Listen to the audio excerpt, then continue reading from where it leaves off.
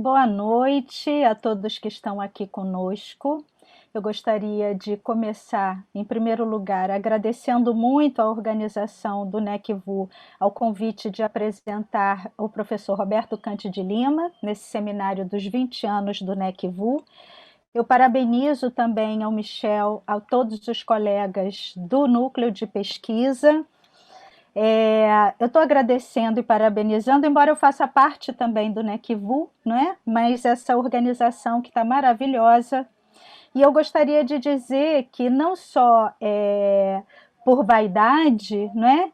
Eu tenho orgulho de dizer que eu estava lá naquele momento da fundação do NECVU, eu tinha acabado de voltar da Inglaterra, e logo depois eu ingressei no então também recém-doutorado do programa de pós-graduação em antropologia da UF, e onde eu fui orientanda de doutorado do professor Roberto Cante de Lima. Então é muito significativo para mim, é muito emocionante estar aqui comemorando esses 20 anos do NECVU e junto a esses dois intelectuais brilhantes. Mas eu digo que não é só por vaidade, mas também porque é um testemunho, não é, de estar presente na fundação do NECVU, e aí eu tenho o orgulho de compartilhar com todos que estão aqui, não é? E antes de mais nada, eu quero dizer que tanto no âmbito do NECVU quanto na UF, o Michel e o Kant, eles representam esses intelectuais e pesquisadores que consolidaram um campo de estudos em administração de conflitos e em violência urbana, e com perspectivas teóricas e projetos compartilhados, a exemplo do CAPES Coffee Cube, tanto coordenados de um lado pelo Roberto Cante de Lima e em outro momento pelo Michel.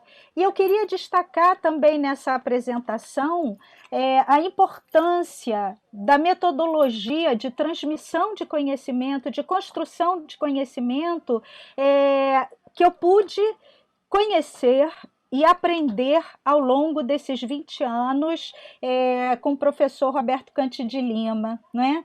E ele tem se destacado também internacionalmente, e não somente do ponto de vista dos laços institucionais protocolares, não é? Mas de um verdadeiro experimento e de estratégias de compartilharmos conceitos em sociedades diferentes e internacionalmente, e a metodologia também. Então, mais uma vez, eu queria dizer que a presença do Kant nesse seminário só consolida, né, esse campo num contexto histórico importante do Brasil, onde nós tivemos uma ampliação das universidades públicas, onde nós tivemos um grande estímulo à ciência no Brasil e à internacionalização da ciência, onde eu faço parte mesmo desse grupo de pesquisadores que foram formados por esses dois professores e intelectuais. Então, Kant, você e Michel, você fizeram e fazem história. E apesar desses tempos tenebrosos, vocês continuam nos inspirando, não é, para continuar. Muitos de nós estamos já em universidades públicas e também construímos grupos de pesquisa. Então, já não é mais possível voltar atrás. E dito isso, eu faço aqui, a pedido do Kant, um pequeno resumo de uma grande biografia acadêmica, não é? Que todos podem também consultar no Lattes. O professor Roberto Cante de Lima teve originalmente a formação em Direito na URGS, fez o doutorado em Antropologia pela Universidade de Harvard. Ele é hoje coordenador do INCT, Instituto de Estudos Comparados em Administração de Conflitos. Ele foi coordenador do NUFEP, que hoje é o NEPEAC, professor titular aposentado do Departamento de Antropologia e professor aposentado, né, adjunto do Departamento de Segurança Pública da Faculdade de Direito da Universidade Federal Fluminense, e eu gostaria de destacar a importância do professor Roberto Cante de Lima, inclusive na construção desse curso de graduação em segurança pública na UF, o papel dele na construção de projetos de extensão que se tornaram políticas públicas na área de segurança pública, tanto originalmente o projeto do curso de especialização em Justiça Criminal e Segurança Pública. Então, ele tem criado esses espaços para análise, elaboração e implantação de políticas públicas de segurança pública, espaços esses frutíferos não só para produção acadêmica, como também para participação ativa na sociedade. Mas cabe também destacar que o Roberto Cante de Lima foi pró-reitor de pesquisa e pós-graduação e inovação na PROP da UF, presidente da Comissão de Direitos Humanos e vice-presidente da Associação Brasileira de Antropologia, professor titular do programa de pós-graduação em Direito da Faculdade de Direito da Universidade Gama Filho, professor visitante da Faculdade de Filosofia e Letras no doutorado em Antropologia da Universidade de Buenos Aires, professor visitante também no Departamento de Criminologia da Universidade de Ottawa e foi membro do Comitê Assessor de Antropologia, coordenador do Comitê Assessor de Ciências Sociais do CNPq. Ele é representante titular das universidades federais no Conselho Superior da FAPERJ e também em conselhos da Argentina, o CONICET, por exemplo, e tem experiência na área de teoria antropológica com ênfase no método comparativo, antropologia do direito e da política, processos de administração de conflitos e produção de verdades, e também em antropologia da pesca, que, aliás, ele nos leva também a conhecer em Itaipu, e como estávamos conversando aqui um pouco antes, não só todo esse currículo, não é? Mas também uma sociabilidade muito afetuosa, onde nós podemos discutir tanto aqui no Rio de Janeiro, no Brasil, como fora daqui, com muita cachaça, muita cerveja. E aí esse nosso encontro também afetuoso vai acontecer depois que essa pandemia acabar. Obrigada, Cante, por você e obrigada por estar aqui nesse seminário. A palavra está contigo. Muito obrigado, Kátia. Sempre muito gentil, né, com as suas apresentações e muito afetuosa, né? Isso é uma marca mesmo dessa nossa relação, né? É o afeto que nos une todos, né? Amigos, amigas, né? Somos muito afetuosos e eu vou falar sobre isso um pouco. E então, de início, eu queria dar boa noite, né? Dizer que eu estou muito honrado pelo convite ao para mim, né? Para que eu fizesse essa palestra aqui nessa comemoração do NECVU. Queria também, inicialmente, dar os parabéns, né, ao Michel e a toda a equipe de professores e equipe administrativa, ao apoio também, né, de quem nos apoia aí tecnologicamente, né, em uma situação delicada. E parabéns pelo evento, né, esse evento pujante que reúne, né, claramente internacionalizado e que reúne pensadores muito importantes para o nosso campo, né? Eu intitularia, se fosse o caso, a minha fala, né, num viés que denota o viés que eu vou dar a ela, que é o INEAC e o NECVU, né, quer dizer, o Instituto de Estudos Comparados de Administração de Conflitos e o Núcleo de Estudos sobre sobre criminologia e violência urbana, né? Dois marcos do empreendedorismo acadêmico no campo de segurança pública e da justiça criminal no Rio de Janeiro. Mais ou menos isso que eu vou tentar discutir aqui. Inicialmente, logo que Michel me convidou, eu pensei, bom, mas o que com esse mote, né, do INEAC e o NECVU, o que será que poderia ser o centro dessa discussão, né? A Kátia já adiantou um pouco essa questão, né? Afinal, ambos os empreendimentos acadêmicos, né, apresentam trajetórias paralelas que se cruzaram muitas vezes, né? Seja em torno de projetos de cooperação internacional conjuntos, como o COFECIB, por exemplo, seja em termos de pesquisas, como é o caso dos atuais projetos temáticos da FAPERJ, mas, sobretudo, em termos de circulação de alunos de graduação e pós-graduação envolvidos em projetos de pesquisa, de cooperação e em bancas de defesa de teses e dissertações, né? Inclusive com a cooperação do Michel e do Machado, né? Nas bancas do Michel e aqui da presença dele nossas bancas, né? Nas quais, durante esses eventos todos, né, as conversas informais, viagens e discussões acadêmicas acabaram por forjar perspectivas comuns, partilhadas pelos pesquisadores e pelos alunos em formação. Eu acho que a nossa trajetória ela se marca por esse espírito, né, de formar pessoas que circularam entre essas duas instituições e que se desenvolveram, como a própria Kátia falou, suas próprias pesquisas, as suas próprias direções, né? E o que nós teríamos em comum, né? O que esse ambiente produz, né? Metodologicamente, eu acredito que é um enfoque etnográfico, né? Qualitativo, né? Sobre ciências e instituições judiciárias e policiais, seus efeitos nos diversos segmentos da sociedade. Necessário, primeiro, em função da abstração do discurso jurídico dogmático brasileiro, que não se refere nunca ao ser, mas sempre ao dever ser do direito e da norma, e também dos problemas derivados da precariedade dos registros judiciários e policiais que alimentariam, né, os estudos quantitativos. Então, eu acho que essa questão é uma questão posta por Michel, tanto por Michel quanto por mim, e que une os nossos interesses metodológicos, né?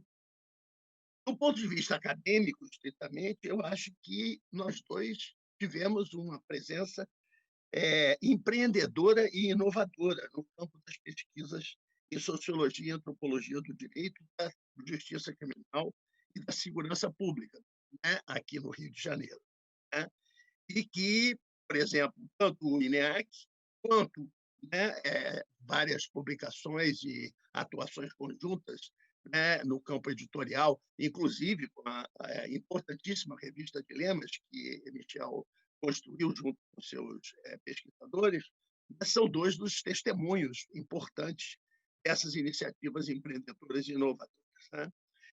Eu me lembro também, seguindo aqui o mote da Kátia, né, de que essa aproximação entre eu e Michel ocorreu numa circunstância muito peculiar, né? Nós nos tornamos vizinhos, em Itaipu, esse lugar a que a Kátia se referiu, e eu estava chegando dos Estados Unidos com a minha tese defendida sobre práticas policiais na cidade do Rio de Janeiro.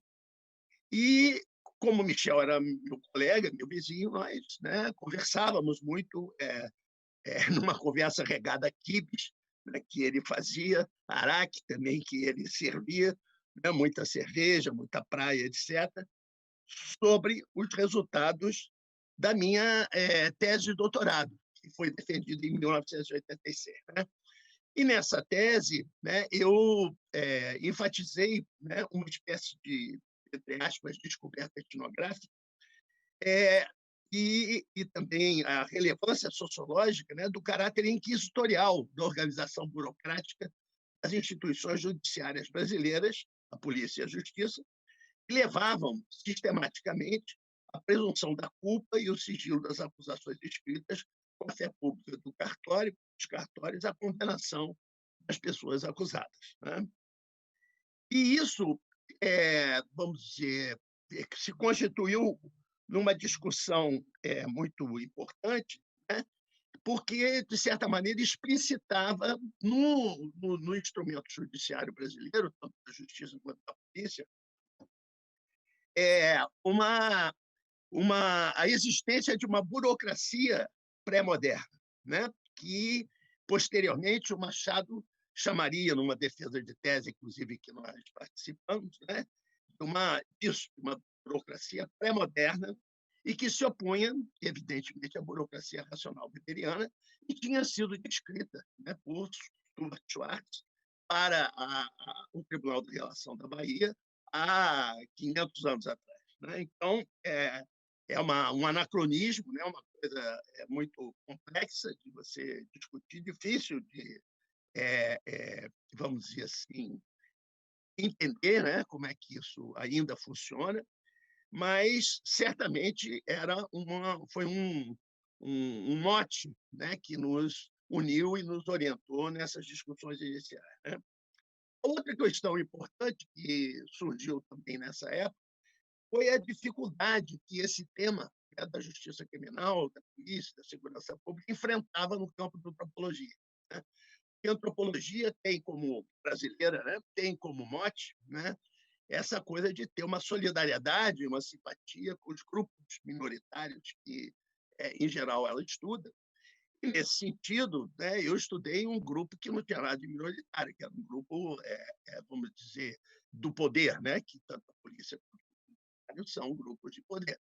E, como a Laura Miller depois vai falar, né, dos estudos né, quer dizer, das dominantes, e o Rosalvo vai também falar lá, né, na África do Sul, nessa época isso não era muito habitual. Né? Então, não havia na antropologia daquela época, de 1986, né, e no final dos anos 80, um ambiente na área de antropologia para eu ter essas discussões. Um ambiente que se oferecia para isso era na Ampox, num grupo chamado Direito e Sociedade, mas que, no entanto, também não juntava os cientistas sociais com os juristas. Né? Os juristas falavam num dia, os cientistas sociais falavam no outro dia, e praticamente não havia uma interação. E eu ficava com essa questão, por causa da minha formação em Direito e a minha formação em Antropologia, um pouco tolhido, né, na discussão das minhas questões, e, portanto, tive que empreender, né, um campo de estudos multidisciplinar, né, que pudesse dar conta das questões que eu estava levantando. Né? Especialmente com a área do direito, né? Coisa que até hoje eu ainda faço, porque continuo dando aula, né, na Universidade Veiga de Almeida, depois que a Camafilho fechou, né? Eu fui para a Veiga de Almeida, onde eu estou no programa de graduação em Direito, assim como estou no programa de graduação em Antropologia e no programa de Justiça e Segurança, que nós criamos na Justiça, na Universidade Federal Fluminense. Né? Mas, vamos dizer assim, como é que então se foi se consubstanciando esse empreendimento institucional? Evidentemente que, naquela época, ainda essa questão da pós-graduação não se impunha, mas já estava se impondo, né? Já estava tocando, né, os clarins de que, se você não tivesse uma pós-graduação, você ia ficar para trás. Né? Então, nós tínhamos que fazer um movimento, como fizemos na Universidade Federal Fluminense, e estimulado, inclusive, pelo professor Castro Faria, que, na época, olhou lá, depois da aposentadoria dele no tribunal, a criação de um programa de pós-graduação de Antropologia e Ciência Política. Estou insistindo em ler.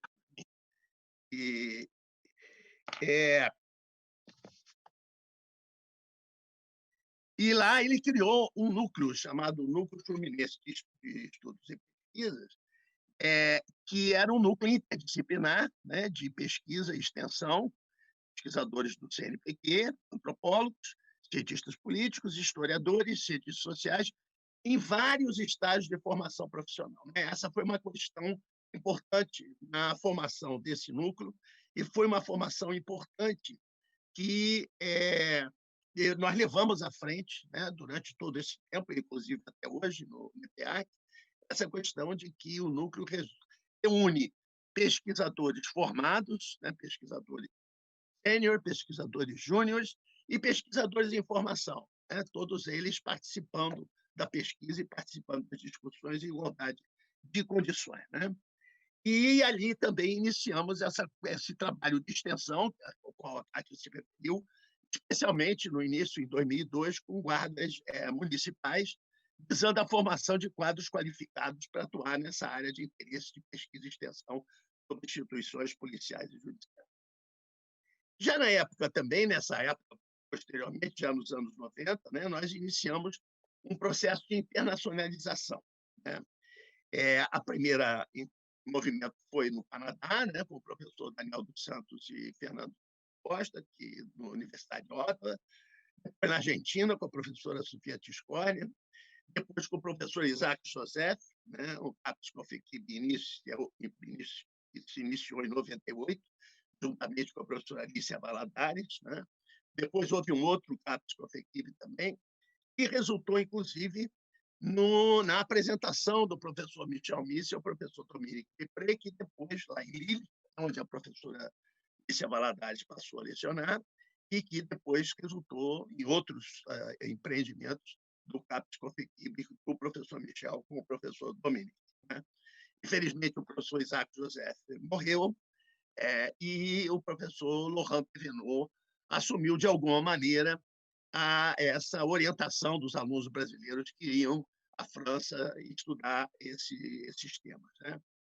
Já nessa época também nós tivemos um produto comum, né, que eu, a professora Ana Paula Mendes de Miranda e o professor Michel Missi escrevemos um artigo a convite do professor Charles do IFIX, da UFRJ, um artigo no BIB da Ampox, né, sobre violência, criminalidade, segurança pública e justiça criminal no Brasil, uma bibliografia. Né? Então, nessa época, já trabalhamos em conjunto e escrevemos um texto bastante importante, muito até hoje, né? Porque é uma resenha, né?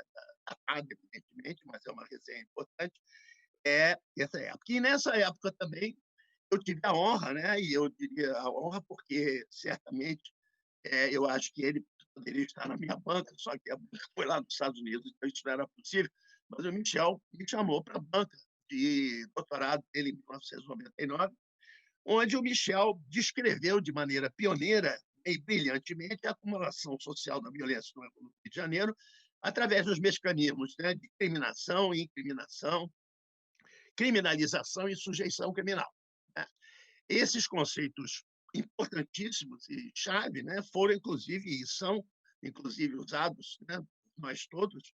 E recentemente o professor Luiz Roberto Cadu de Oliveira da UNB e do INEAC, né, também usou essa questão da sujeição cívica, né, para mostrar como é que no Brasil essa questão levantada por Michel no final dos anos 90, ela representa certamente um caráter estruturante da sociedade brasileira. E eu e o professor Marcelo Campos, inclusive, estamos elaborando um texto sobre isso, a sujeição sanitária, né, que atualmente, vamos dizer assim, nos assola nessa questão da pandemia. Né? E foi a partir de 2000, exatamente, que começou a se institucionalizar esse nosso empreendedorismo acadêmico. Né? Por quê? Porque já se via na época, né, eu e o Michel discutimos isso, a necessidade de ter uma diversificação, né, de investimento para a pesquisa. E também a necessidade de procurar fontes de financiamento mais regulares, porque nós ficávamos sempre dependendo, né, de projetos que tinham que ser renovados, e etc., né, as questões todas referentes às agências de financiamento, que são irregulares no Brasil, e que não fornece uma previsibilidade suficiente para você poder desenvolver projetos a longo prazo. Né? E também a necessidade, né, de expandir a rede acadêmica e transferir tecnologias sociais que nós desenvolvimos para a sociedade. Né? E nesse tempo, o Michel fundou o NECVU e também solicitou do NUNFEP um termo de cooperação, que nós prontamente assinamos, né, para que essa vinculação se tornasse, vamos dizer, institucionalizada. Né? E nessa época também, né, por tem muito a dever ao professor Jorge da Silva, que inclusive está me ligando aqui, acho que alguém podia mandar o link desse evento para ele, porque ele deve estar, eu tinha avisado a ele que havia isso e tal, e que criou esse curso de especialização em políticas públicas de justiça criminal e segurança pública, lá na UF, mas com a participação de professores de várias instituições aqui do Rio de Janeiro que se ocupavam desse. Todos eles pesquisadores, né? Era um curso da UF, que foi solicitado pela Polícia Militar, né? E queria qualificar, imagine vocês, qualificar os seus tenentes-coronéis, né? Que estavam prestes a virar coronéis, então eles tinham que fazer esse curso, e houve essa solicitação por parte do Jorge da Silva e do Ronaldo Granja, que eram alunos do mestrado de ciência política que tinha se inaugurado na UF em 94. Vocês verem que essas coisas vão se encadeando, né? E isso nos deu um alento, porque a Fundação FOA se ofereceu para financiar esse curso, financiou 2 anos do curso, depois financiou mais 1 ano, e então o Instituto de Segurança Pública, dirigido pelo Jorge, assumiu o resto do financiamento até vamos dizer, o final do governo Rosinha, 2006. Né? Nessa época, o curso era obrigatório, nessa época, em 2000, para capitães, tenentes-coronéis e policiais, delegados de polícia que queriam passar a primeira categoria de delegado titular. Então, foi um curso que promoveu fundamentalmente uma discussão entre os profissionais de segurança pública e uma socialização acadêmica nesses tribunais, que era diferente da socialização jurídica a qual eles estavam acostumados, que é essa socialização da lógica do contraditório, né? do argumento de autoridade, e, em troca disso, a autoridade do argumento e a lógica das ciências sociais. Isso teve uma importância muito grande, porque pessoas que frequentaram esse curso, posteriormente, agora, né, em 2013, foram também os artífices dessa solicitação do curso de tecnólogo em segurança pública à distância, um convênio da UF com o CEDERJ, que está funcionando para profissionais de segurança pública. Depois eu vou falar um pouco sobre isso. E, com esses recursos, nós começamos também a formar uma rede internacional. Né? Nós convidamos para esse curso, para palestras nesse curso, o professor Daniel dos Santos, que já era um conhecido nosso, professor René Lévy, professora Sofia Tiscornia, professor Fernanda Costa, né? Que vieram todos, vamos dizer, colaborar, né, com o curso, e colaboraram também na criação de uma matriz curricular para os cursos da Guarda Municipal, que nós passamos a fornecer aqui para o Estado do Rio, por orientação do Ministério da Justiça da época, que fazia com que as prefeituras, para receber equipamentos, arma, carro, etc., viaturas, esses próximos eles pediam sempre, tinham que também fazer cursos de formação para os seus quadros da Guarda Municipal. Né? Nos tempos aqueles, evidentemente, a gente era feliz e não sabia. Por outro lado, né, quer dizer, era óbvia, né, a necessidade, né, tanto para mim quanto para o Michel, de que nós precisávamos instituir redes de pesquisa, né, porque também o financiamento das agências de financiamento estava deixando de ser um financiamento individual, né, como é o do CNPq e da FAPERJ, e passando a fazer chamadas, né, que eram chamadas para grupos de pesquisa. Então, nós, né, teríamos muito mais chance de ser contemplados em financiamento se nós tivéssemos rede de pesquisa. Né?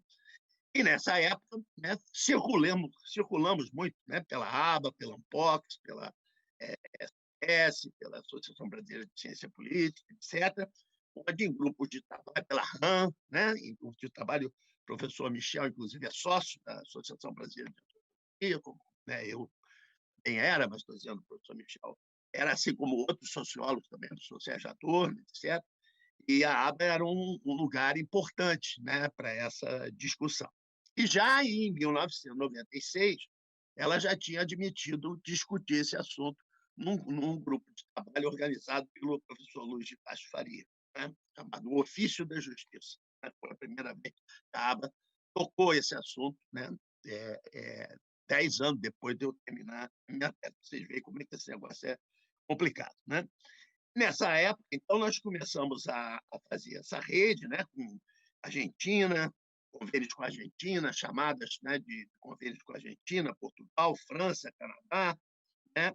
E aí incorporamos vários colegas, várias universidades, etc.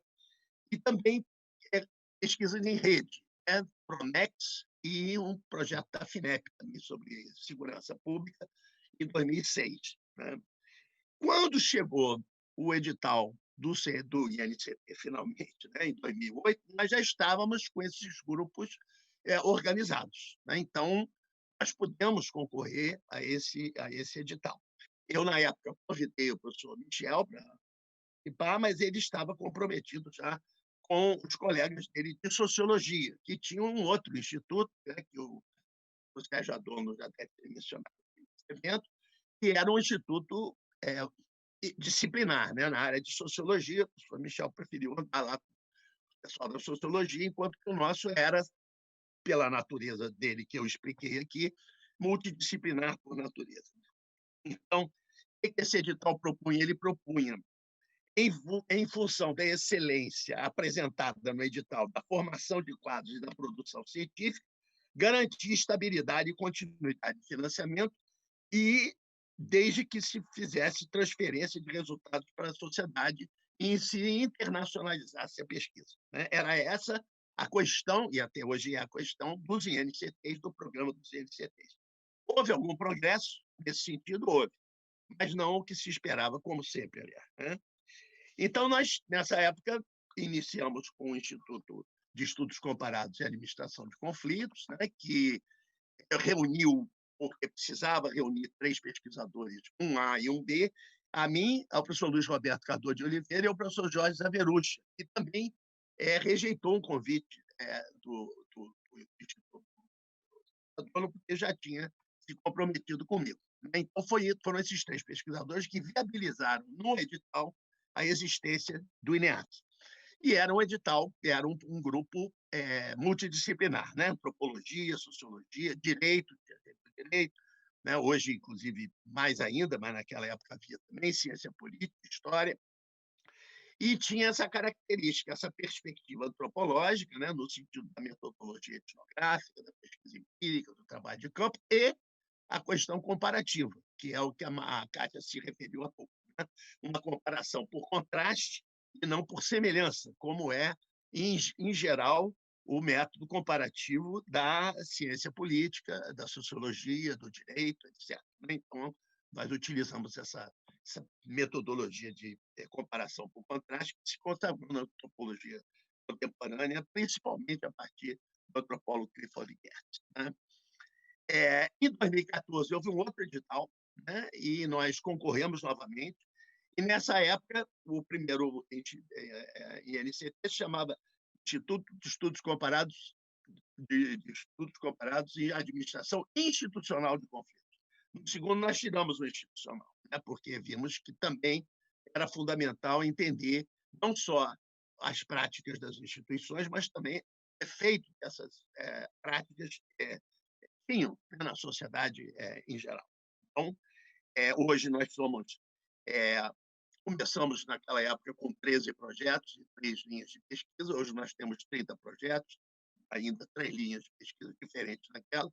Estamos em 7 estados, né? Rio de Janeiro, São Paulo, Santa Catarina, Rio Grande do Sul, Minas Gerais, Distrito Federal e Roraima. 8 países, né? Brasil, Estados Unidos, Canadá, Argentina, Peru, França, Portugal e Suíça. Mais ou menos 100 doutores, porque isso muda sempre, tem sempre alguém se graduando, e 200 alunos em formação, né? De pós-graduação e de graduação, etc. Né? Temos um grupo de colegas do exterior que participa ativamente de seminários internacionais que nós promovemos anualmente, né? Já estamos no 8º. Esse ano não fizemos por causa dessa pandemia, dessa confusão e tal, mas transferimos para abril do ano que vem. Né?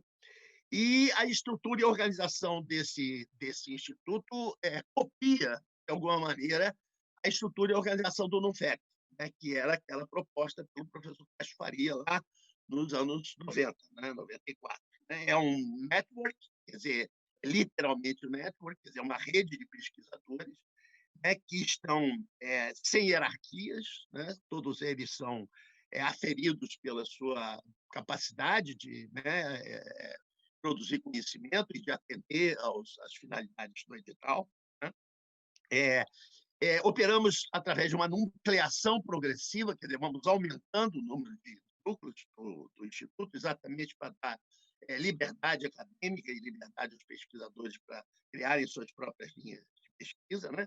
Temos um comitê gestor, que é sempre consultado, o professor Luiz Roberto, a professora Ana Paula Miranda, Lucia Albão, a professora Estela Amorim, que também foi do IFIX, da UFRJ, mais uma coisa, vamos dizer, articulada, né? O professor Rodrigo Azevedo, da PUC do Rio Grande do Sul, eu mesmo e a nossa querida falecida Simone, né, Guedes. A distribuição de recursos para a pesquisa, né, segue critérios acadêmicos, pesquisa, internacionalização, orientações concluídas, extensão, prêmios, e sociais, né? Inclusive, nós introduzimos esse ano a maternidade e as dificuldades da pandemia para também fazer uma equidade, vamos dizer assim, na distribuição dos recursos. Mas, acima de tudo, né? Quer dizer,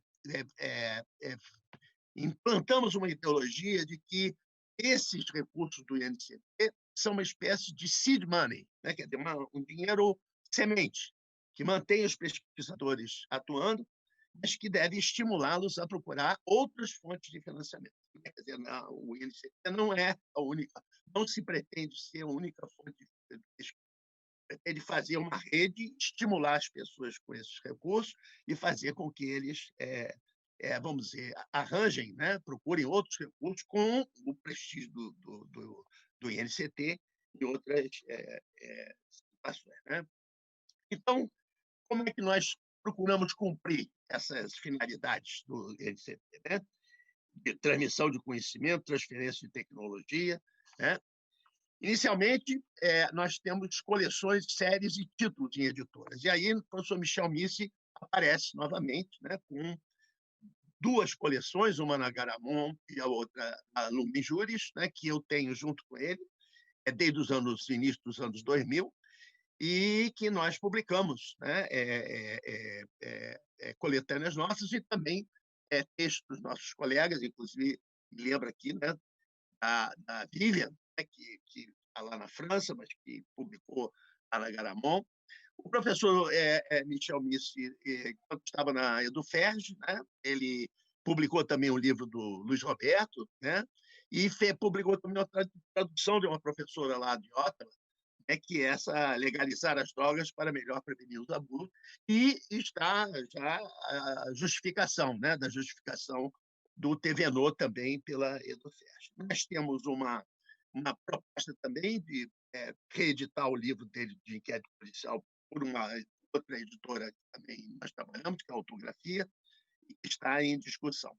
Temos outras intervenções em editoras também, que é a EDUF, né, editora da UF, o Intertexto, Consequência, essa autografia, onde as dissertações, teses e coletâneas produzidas pelo Instituto são publicadas.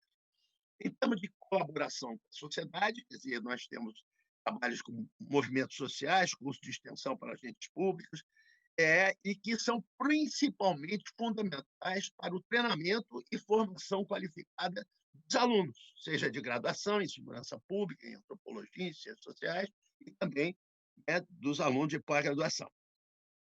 E aí nós chegamos a uma parte talvez mais importante, né, que é a institucionalização desse nosso trabalho, né, na Universidade Federal Fluminense.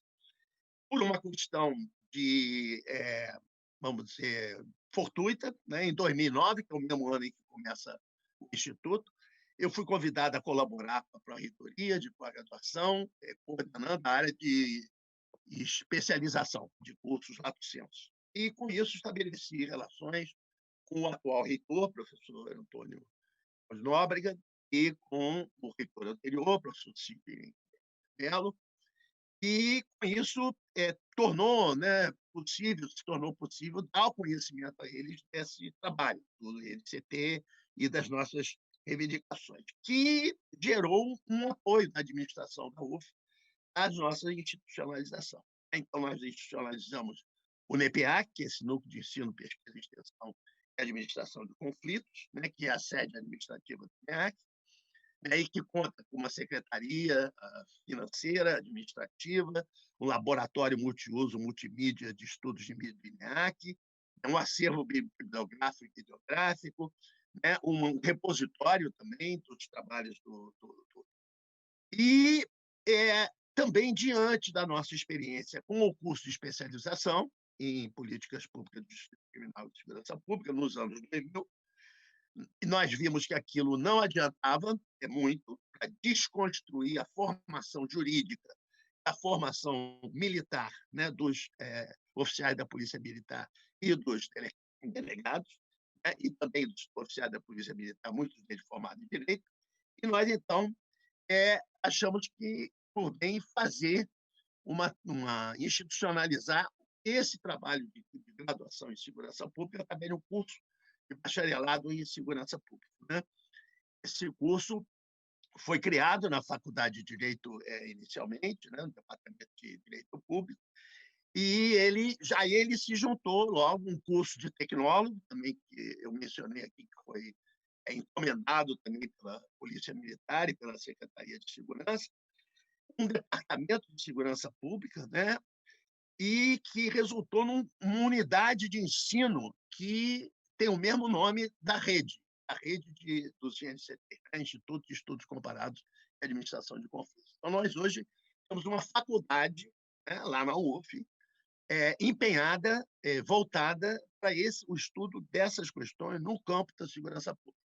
E, com isso, nós pretendemos, inclusive, né, mesmo que o INEAC, rede, né, sofra alguma descontinuidade em função de sabe-se lá do quê, né, de financiamentos, etc., etc., ele está institucionalizado numa universidade e ele pode continuar reproduzindo e produzindo conhecimento novo nessa área, né? E, finalmente, né, nós criamos um curso de mestrado em Justiça e Segurança da área de antropologia, no qual, né, lecionam também pessoas aqui do IFIX, né, da UFRJ, como o professor. E o professor Michel Missi é professor visitante, né, desse curso lá, que reúne, né, também alunos e ex-alunos do IFIX. Né?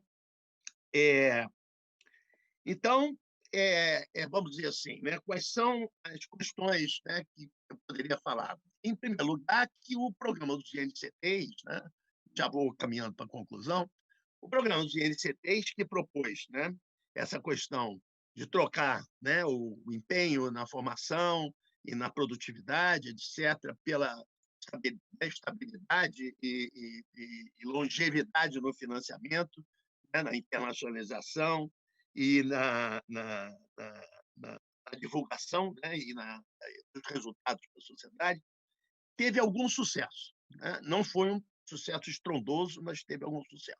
Em termos de Brasil, o sucesso é estrondoso, porque ele, desde 2009 até agora, tem se mantido, tem um financiamento garantido até 2022. Então, é um projeto que dura, está garantido por 13 anos. Né? Hoje se tenta dar continuidade a ele depois de 2022, mas com todas as dificuldades, né, que aponta essa nossa conjuntura atual em termos desse negacionismo da ciência, né, da falta de verbas para ciência e tecnologia, para o Ministério da Educação, etc. Todo mundo está ciente, né, dos trabalhos disso.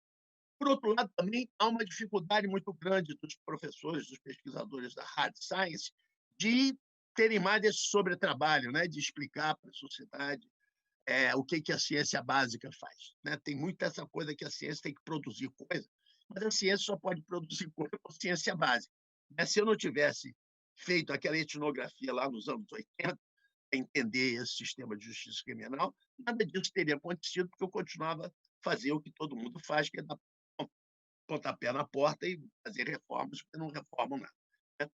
Só a compreensão, né, vamos dizer, básica da estrutura dessas instituições é que pode levar a uma compreensão e uma explicitação dessas práticas que possa levar a algum tipo de, vamos dizer, teoria que possa ser usada para formular políticas públicas efetivas, né, em vez de essas políticas públicas que não conseguem tocar no cerne, né, do problema. Então, isso é uma coisa complicada. Inclusive, o programa de NCTs, nessa segunda versão, né, ele fez um instituto de divulgação científica, que é um pessoal da Fiocruz que controla esse instituto. É tal a necessidade vamos dizer, tornar imperativa, né, para o programa dos NCTs essa questão da divulgação. Bom, em conclusão, né, da minha fala, eu queria dizer o seguinte, né, quer dizer, em primeiro lugar, reforçar o que a Kátia disse, né, cooperações acadêmicas frutíferas, como se sabe, não funcionam só por correspondência. São fruto de convivência pessoal, que pode ou não evoluir para uma cooperação institucional se as afinidades pessoais, temáticas e metodológicas se mostrarem produtivas para ambas as partes, né? Isso é uma coisa fundamental.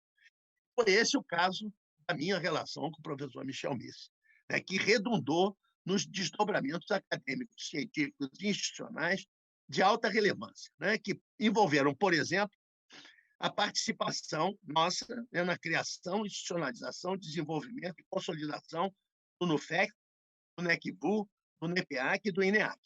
Né? Sem essa cooperação, seria muito mais difícil a gente fazer o que a gente fez.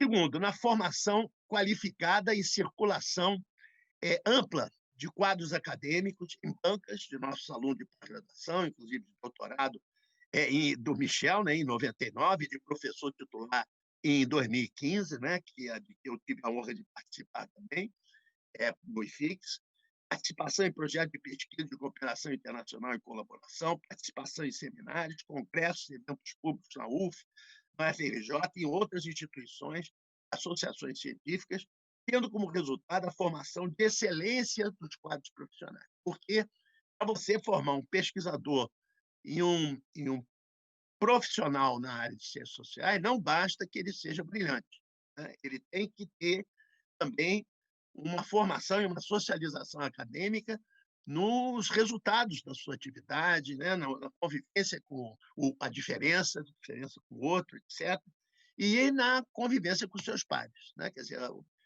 essa ideia do pesquisador que trabalha sozinho e que, né, não se relaciona com ninguém, que é um erudito, etc., ela realmente não preenche mais, né, vamos dizer assim, os quadros necessários para isso. E com isso, nós criamos essa rede, que, inclusive, por exemplo, inclui tanto o NECVU como o nosso professor Melo, né, que é uma pessoa querida de todos nós, né, a Kátia, que é um produto dessa.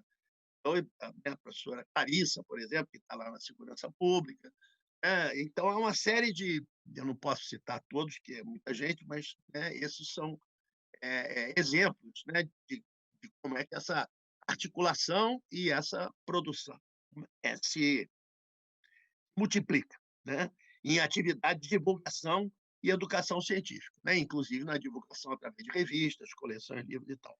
E em produção de conhecimento novo, como é o caso desses projetos temáticos, né, da segurança no campus e da acumulação social da violência no Rio de Janeiro, Novos Desafios, que fizemos em conjunto para a FAPERJ, e, fundamentalmente, uma colaboração para a realização de empreendimentos acadêmicos. E eu gostaria de chamar a atenção, porque essa categoria que eu estou usando aqui, que é muita coisa, todo mundo vive falando isso, no caso da academia, né, ela é um pouco estranha, porque ela implica que o pesquisador assuma riscos, né, riscos de se voltar, né, para agências de financiamento, se voltar para projetos importantes, como, por exemplo, o do professor Michel sobre as fronteiras, etc., que é um exercício, né, dele sobre o inquérito policial também, né, com o sindicato dos policiais federais, etc., né, e nós com várias outras coisas que fizemos também,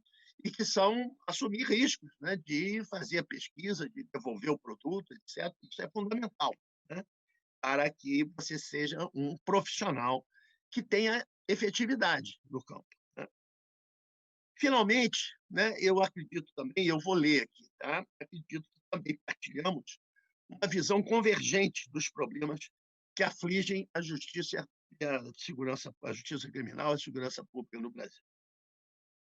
Estas se apresentam no Brasil como fruto de uma sociedade juridicamente desigual, que legitima procedimentos e práticas inquisitoriais, atribuindo tratamentos legais distintos aos conflitos de mesma natureza, em função do status social e jurídico dos envolvidos, que, por não reconhecer explicitamente a inquisitorialidade do sistema de justiça criminal, não cria limites ao seu exercício, deixando-o ao arbítrio dos seus agentes e sendo leniente com a arbitrariedade deles. Por exemplo, comparativamente, né, na França, as pessoas acham que o sistema é inquisitorial e põe limites à inquisitorialidade. Né? Aqui todo mundo diz que o sistema é acusatorial, que não é inquisitorial e tal, portanto ninguém vai controlar o que não existe. Só que as práticas são inquisitoriais, né? O do dever ser e do ser. Né? E aí ninguém controla as práticas, porque elas não existem, né? Não tem conotação, são vistas como erros, enganos, né? Problemas individuais e tal, e não é nada disso, são coisas estruturantes. Né? E, portanto, esse sistema confunde direitos com privilégios, como o professor Luiz Roberto tem apontado sistematicamente. Sistema esse que implementa na polícia e no judiciário práticas administrativas e judiciárias inquisitoriais de criminação, incriminação, criminalização e sujeição criminal, descritos pelo professor Michel Miss, entupindo as nossas prisões medievais com acusados não condenados, são 40%, os 800 mil, em grande parte presos em flagrante e acusados de crimes não violentos, de tráfico de pequenas quantidades de drogas ilícitas. Quer dizer, é um absurdo.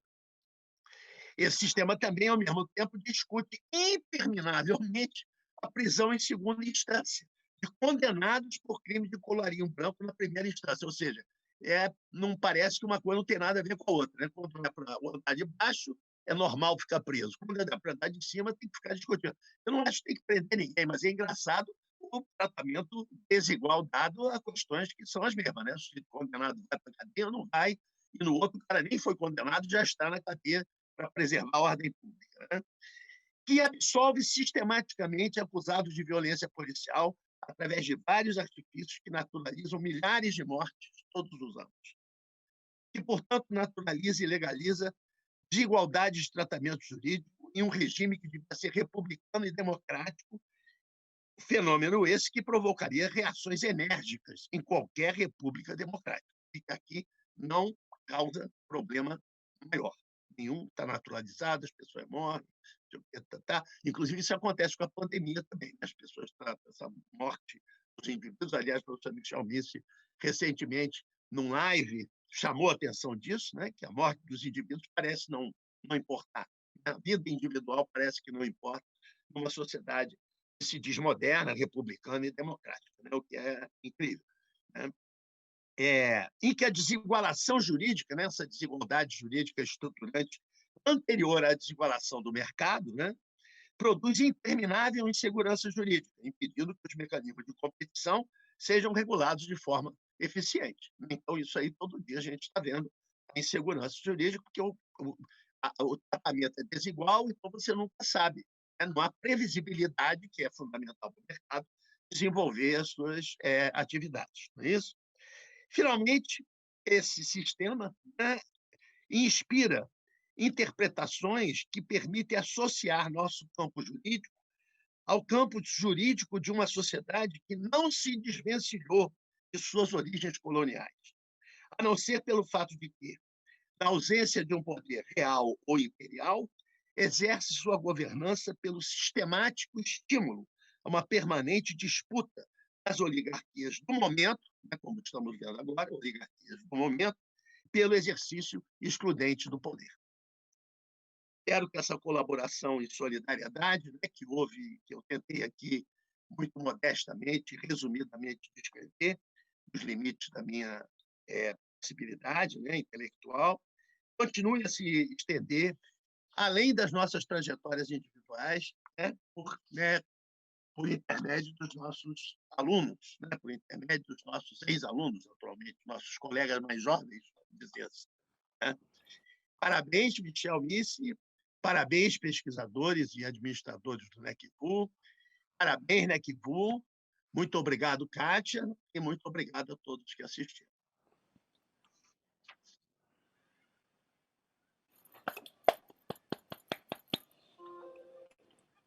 Muito obrigada, Kant, por essa belíssima fala, essa belíssima conferência, né? Nós já estamos chegando aqui ao fim, temos só 2 minutinhos para encerrar. E aí eu gostaria de deixar 2 convites, um que realmente eu acho que você, Kant e Michel, deveriam registrar essa história por escrito, não é? Foi muito emocionante ouvir o Kant e é muito emocionante relembrar com o Michel também toda essa história, que eu acho que tem uma importância acadêmica, não é? Uma importância científica e uma importância política também, a gente não pode esquecer. Eu acho que, como eu falei antes, apesar desses tempos tão tenebrosos, o que vocês vêm cultivando, não é? É, vai ficar, né? Já está, não tem como voltar atrás. E acho que vocês dois estão de parabéns, continuam a nos inspirar. Por isso eu faço um convite primeiro a você e Michel a registrarem isso, né? A publicarem essa história. E o segundo convite é a todos que estão nos assistindo, lembrar que amanhã nós ainda temos atividade, no sábado também, mas amanhã vamos ter uma mesa a partir das 16 horas e a última conferência é às 19 ou às 20 horas. Temos que conferir, mas estão todos convidados a continuar a participar desse seminário e, enfim, vida longa ao NECVU, vida longa ao INEAC. Um beijo a todo mundo, um beijo, Cante, um beijo, Michel, obrigada.